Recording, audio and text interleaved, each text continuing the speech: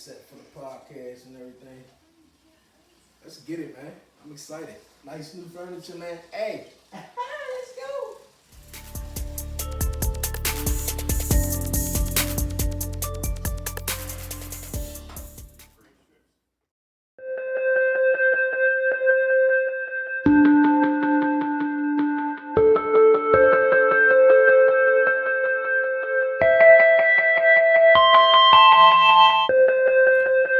You know, being diagnosed with a disability at the age of 3, I said, it was very, very challenging, and that wasn't really, until I got older. Being a young kid, man, I mean, like, I couldn't comprehend, what a disability was. I mean, besides the fact that probably is just, sitting there just wondering, like, damn, you were the only kid, and, now you got the struggles to go through. I was told throughout majority of my life that, man, God, give them battles, man, to the strongest people in life, man, who's willing to, put it on their back and carry it, man. And throughout my life, man, I've been, carrying the fact that, I live a disabled life. I mean, I'm in a wheelchair, but do I let that stop me from doing what I'm doing each and every day? No, I do not. I talk about how, yes, the disability, getting in as a teen, was very, very depressing and stuff like that. But when I was, a young whippersnapper, man, it was all cool, it was all cool and stuff. But with my condition and not knowing and uncertainty, a lot of, stuff when I was young, in and out the hospital and stuff, vivid memories and stuff, and gotta stay a week or gotta stay 2 weeks and stuff, and, and family be calling over the phone. So, looking back at stuff, like I said, man, I'm doing this documentary because I feel as though, like, a first, chapter in my life, came to a close, and another chapter in my life is just beginning. I look at it like that.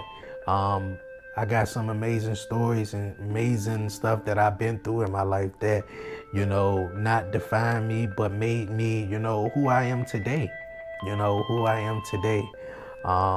Growing up in DC, man, was wonderful. I went to school here, in DC, throughout elementary, junior high school.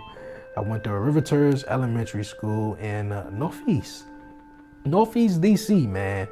Yeah, it was a fun, and actuality, my fiance right now that's where, we met, in River Terrace. And speaking of River Terrace, man, River Terrace was, amazing, man. It just brought out so many, great memories, man. Far as a little kid, on the episode before, I talked about, having father figures and talk about my biological father. At River Terrace, man, when I got there in 1999, I was just 8 years old, man. And after losing my stepdad, at the age of 7, and I'm like, you don't really have, father figures, but you have, certain ones that you will always, cherish, to your heart and close to you. When I got to River Terrace, man, it was one guy who stuck out, man, so much, man. His personality stuck out, everything stuck out about him, me podcasting and me just, connecting and networking with a bunch of people, and meeting this wonderful woman named CC. She's a teacher in Cleveland, and, telling, stories about, being a teacher, and her telling stories about, just the moments that matter the most is just when a student could just reach back to you and just, say this or say that, just the small moments, man. And it reminded me of Mr. Newman.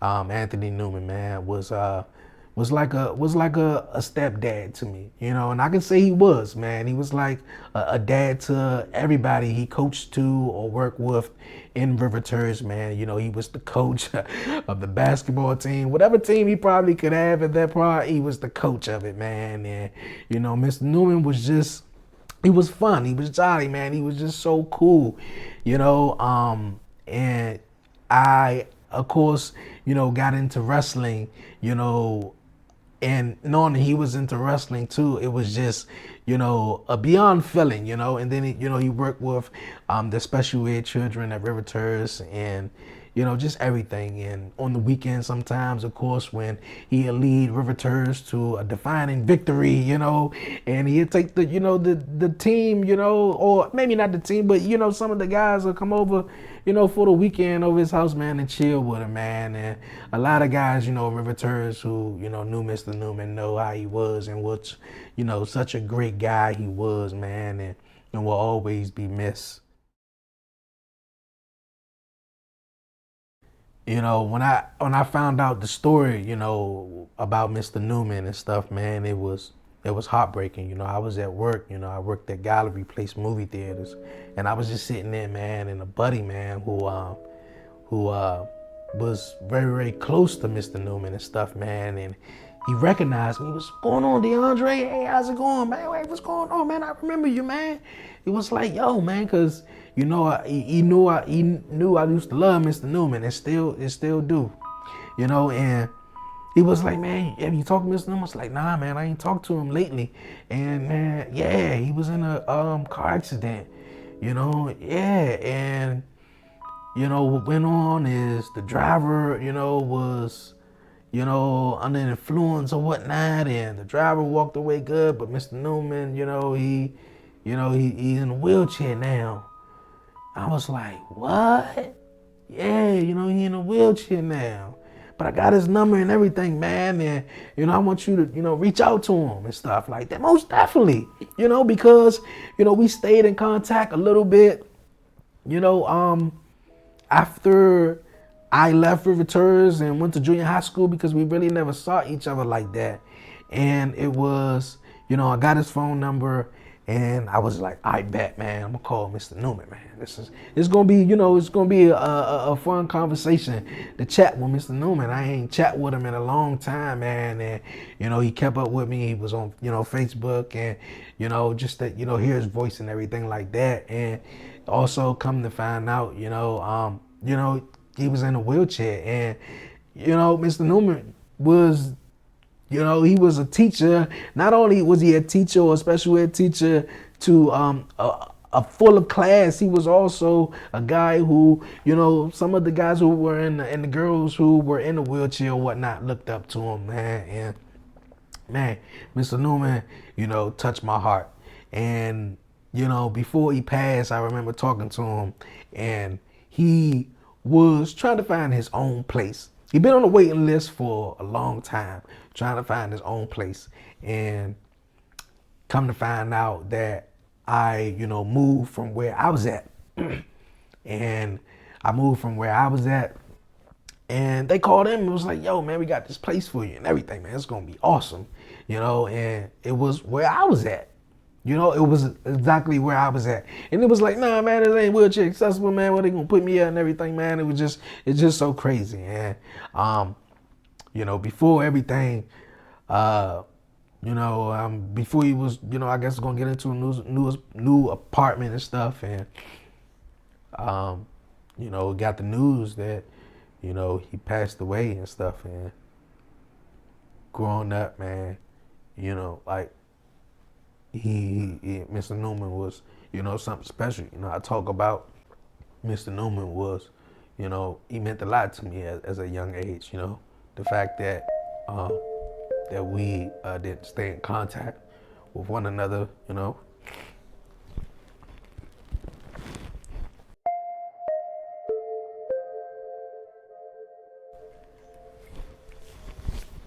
In which we should have, or which I should have. But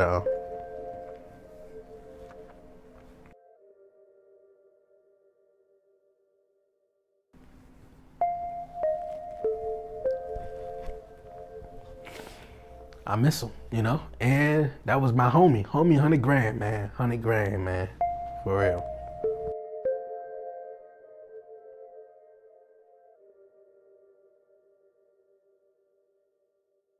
Man, throughout school, man, and the journey, in school, man, it was fun, meeting, real cool people and genuine people, And like I said, in elementary school, I met my fiance, who I'm engaged to today.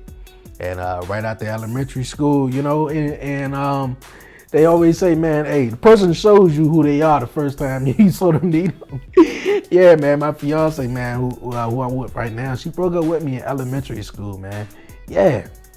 She broke up with me in elementary school. Somebody else, I think she was into or whatnot, he came up to me and was like, yeah, she don't want to be with you no more. And I'm like, well, damn, she couldn't come up there and tell me though, like. And fast forward from elementary, man, because elementary, man, was just, it was lit. It was everything, man. And from there, I go to Shaw. I went to Shaw Junior High School, man, and man, oh man, still lit. And come to find out, my fiance, she go to that school too. So basically, she say I follow her. I say she followed me, even though she was a grade ahead of me though. But man, school journey, man, was life, especially coming into junior high school, man, and, trying to learn everything. Of course, me coming into Dunbar, I mean, not Dunbar, but me coming into Shaw at the time, school was, challenging in a way for me too, because, I was never that type of person that would want to raise my hand and go up to in front of the classroom and say what I wanted to say. I would kind of like sit back and be the shy one, like I said to my man LaQuan John, I no, don't choose me, don't ask me to read nothing. You feel me? Because it's you just be so nervous. You might be in a classroom with a girl that you might have a crush on, and you want to read, and then you got the ignorant students in the background that want to make fun of you and stuff, and it's just so much, man. And I say, man, to those who've been bullied before or in school or in life, stop, who've been the bullying, stop the bullying, because it's not cool. And those who've been bullied, man, like, talk to someone and it's going to be all right, man, because those who always seems like they, get bullied or get, played around with or messed around with in school just because of they may be, disability or lack of other or whatever, is crazy, man. But man, school was cool. And like I said, man, I had really bad eczema growing up. So man, I didn't, at the time where eczema was, man, kicking my ass. And when I'm saying kicking my ass, man, because for me, for those, man, who have eczema, I would scratch more at night. I would scratch at night, and when I scratch at night, by the morning time, I'm in pain. I'm literally in pain. You feel me? So and I had it worse on my legs, and I had it worse onto my arms, and I had it on my arms so bad to where at times for me to extend my arm all the way out will hurt, because I was scratched, and it'd be cuts on my arms or whatnot. And it's just, man, it was just long days at times, man, long days that turned into long months, man, just trying to figure out, man, just trying to figure out stuff. Man, one thing, man, growing up, besides, I think every kid got the cartoons or, got what they, enjoy in life, like I said, whether it's cartoons or whatever it is, man, for me, I didn't know what was it, because I always loved it like buses. I always was fascinated with like buses for some reason, I always was like, ooh, like look at that bus, and my mom, and she get on the metro bus, I'd be like bus, but for some reason, we had a family friend over at the house one day, and he asked me a question, and we were on the balcony chilling. I remember it was warm outside. I definitely remember that. Hey, man, you watch wrestling? Man, no, I don't know what wrestling it is. What is that? I'm young. I'm like 8 years old. No, I don't know what that is. I know what football is. I know what basketball is, and I don't really, Nah, I don't know what it is. So we go in, we watch it, man, and I just say, man, this is the beautiful stuff ever in the world. The beautiful stuff ever in the world, man. And from there, I was hooked.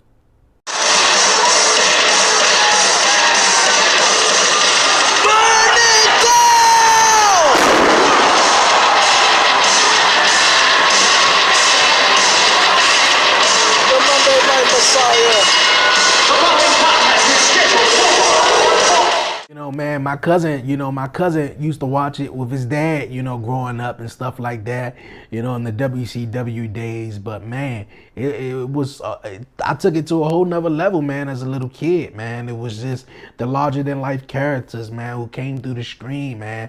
I was on a podcast talking with a guy, Scrady the Flow, shout him out, man, who from Quebec, Canada.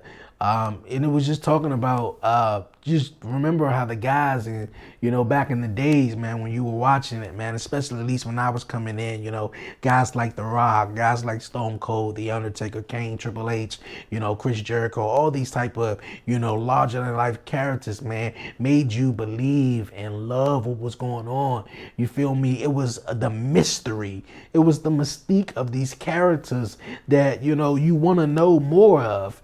And I think that I don't want to say I think that was the moment, and that was it that kind of like just drove me straight into wrestling. You feel me? And I just carried on it until adult age, as I am today. My favorite wrestler growing up, man, was The Rock, man. If you smell, you can know your role. Shut your mouth, you jabroni.